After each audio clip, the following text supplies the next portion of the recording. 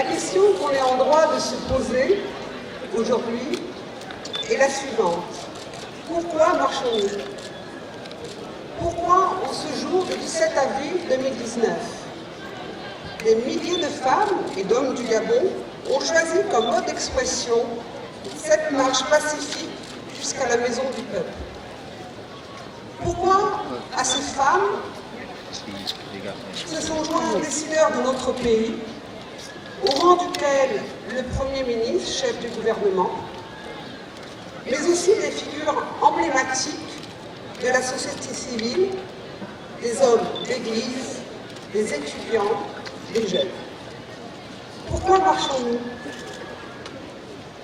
Nous sommes venus vous dire qu'une partie de ce peuple est maltraitée, violentée, violée.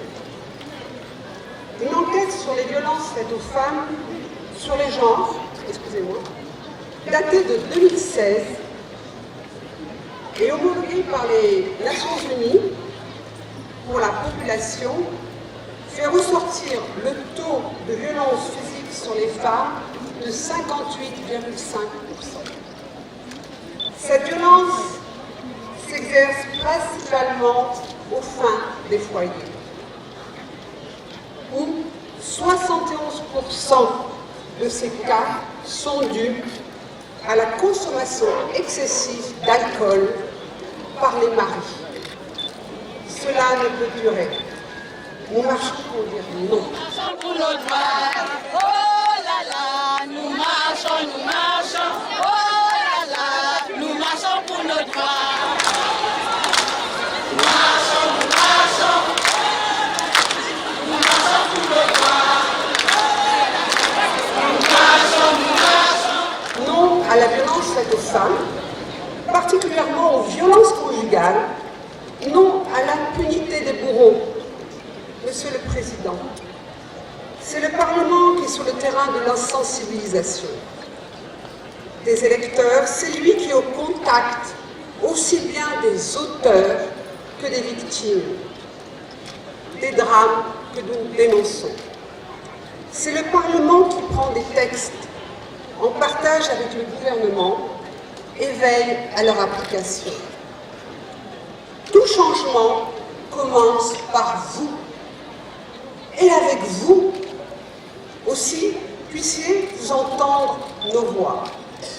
Non seulement les voix des milliers de personnes qui se sont mobilisées en ce jour, mais aussi la voix d'une majorité silencieuse, résignée, qui se tait par pudeur, par honte. Je pense à ces jeunes filles victimes d'abus sexuels au sein de leur famille ou des établissements scolaires. Je pense à ces femmes battues, humiliées, méprisées par leurs compagnons et leurs belles familles. Il faut que cela cesse, Monsieur le Président. Il est temps que le Parlement sorte des infractions générales en mettant en place une législation spécifique, répressive, avec des circonstances aggravantes concernant les violences faites aux femmes pour dissuader les auteurs de ces barbaries. Mesdames, Messieurs, en décrétant 2015-2025 la décennie de la femme, le président de la République gabonaise a matérialisé sa vision politique sur la place et le rôle des femmes dans le développement socio-économique et politique de notre pays. Tout en lui rendant un vibrant hommage, c'est fort à propos que sa plus proche conseillère en la matière prenne le flambeau de la défense des droits des femmes.